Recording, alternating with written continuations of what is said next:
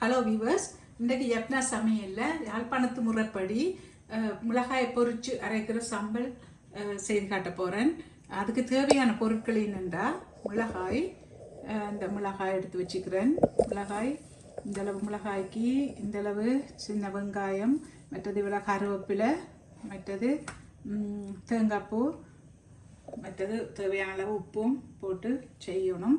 பிறகு கடைசியாக கொஞ்சம் தேசிக்காய் புளி விடுவேன். அதுக்கு இப்போ சட்டியை சூடாக்கி போட்டு அதுக்கு எண்ணெயை விட்டுட்டு, எண்ணெய் கொஞ்சம் ஒரு கணக்க விரையில் கொஞ்சம் ஒரு அளவான எண்ணெயை விட்டுட்டு மிளகாயை பொரிக்க போகிறேன்.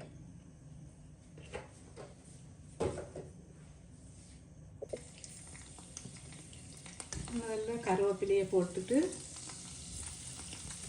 பிறகு மிளகாயை கருவேப்பிலை போட்டு வேற அதுக்குள்ள மிளகாயும் போட்டு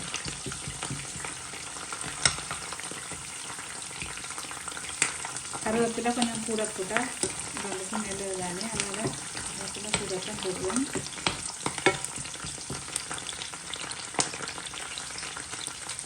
மிளகாயம் போட்டு அதை கணக்காக பிடிச்சி எடுத்துருவோம். அதை கருக விடக்கூடாது, கணக்கான அதை போடு.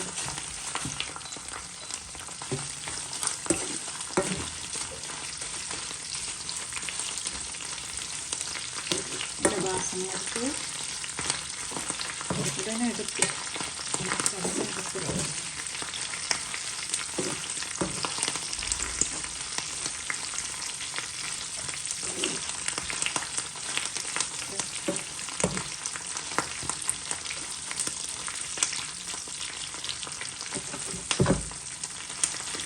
வியூவர்ஸ், இப்போ கணக்காக இந்த பதத்தில் எடுக்க வேணும். ராக பொறிஞ்ச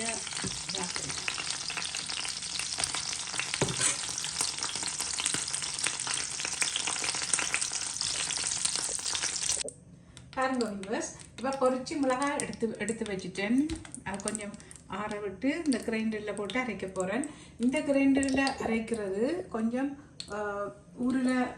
உரல் அடிக்கிற மாதிரி சம்பலாக இருக்குது. இந்த அரைபடாது, கணக்கான அரைபடும்.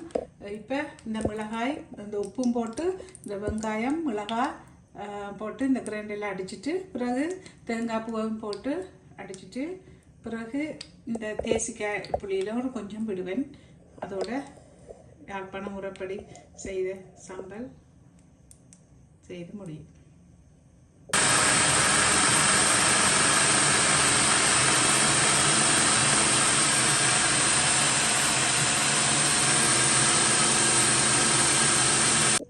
பாருங்க வியூவர்ஸ், இதுக்கு முதல் உப்பும் வெங்காயம் மிளகாய் போட்டு முதல் அரைச்சிட்டு, பிறகு அது நல்லா அரைப்பட்ட உடனே தேங்காய்ப்பையும் போட்டு அரைச்சி முடியுது.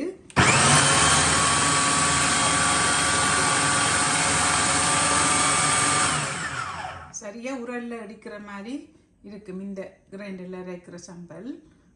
மற்ற கிரைண்டரில் அரைச்சாலும் சரியான தூள்மா வந்துடும், அந்த அம்மியில் அரைக்கிற மாதிரி. ஆனால் இது சரியாக உரலில் அரைக்கிற மாதிரியே இருக்கும்.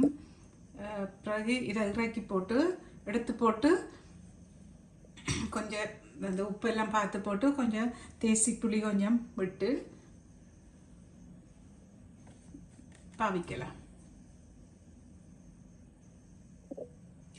பாருங்க வியூவர்ஸ், இப்போ சம்பல் அரைச்சி முடிஞ்சுது சம்பல். இங்கே பாருங்கோ, சரியா இந்த பாருங்கோ, சரியா உரலில் அடித்த மாதிரி இருக்குது தானே. இங்கே பாருங்கோ, உரலில் அடித்த மாதிரியே இருக்குது தானே. இதுக்கு கொஞ்சம் தேசி புளி கொஞ்சம் விட்டா ஒரு கொஞ்சம் லைட்டாக தான் விடுறது. இப்போ மற்ற அரைச்ச சம்பளம்டா பழப்புளி தான் விடுறது. இதுக்கு ஒரு கொஞ்சம் தேசி புளி ஒரு கொஞ்சம் விட்டாக்கா.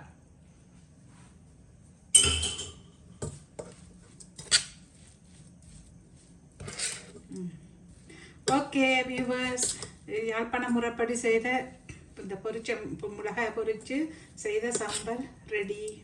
இனி தோசையும் சுட்டுட்டு இந்த சம்பலோட சாப்பிட சரி, இது வந்து புட்டுக்கும் பாவிக்கலாம், இடியப்பம், புட்டு, சோறு எல்லாத்துக்கும் பாவிக்கலாம் இந்த சம்பல் சாப்பிடலாம் சேர்த்து. ஆனால் இன்றைக்கு நான் தோசைக்கு தான் சம்பல் பாவிக்க போகிறேன், சாப்பிட போகிறோம். ஓகே வீவர்ஸ், உங்களுக்கு இந்த வீடியோ பிடிச்சிருந்தா நீங்கள் லைக் பண்ணுங்க, ஷேர் பண்ணுங்க, கமெண்ட் பண்ணுங்க, சப்ஸ்கிரைப் பண்ணுங்க. ஓகே, பாய்.